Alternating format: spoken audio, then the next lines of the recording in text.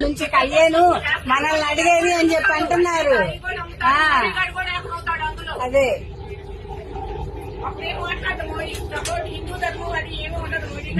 తిరుపతిలో నిన్ను ఘోరాలు జరుగుతుంటే మాట్లాడితే హిందుత్వం ఆయన.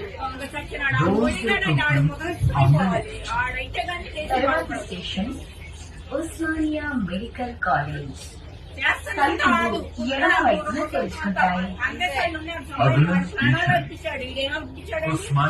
అనుకునేవాడు మందు తప్పు తప్పు మనం అనుభవిస్తున్నాం.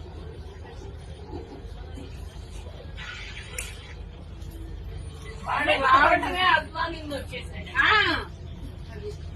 వాడు ఎంత ఖర్చు పెట్టుకున్నాడు ఎంత చేస్తున్నాడు. వాడు ఆడికి హిందూ ధర్మం అంట, హిందూ ధర్మత్వం అంట. ప్రపంచంలోనే 3వ స్థానంలో భారత్ ఉందంట.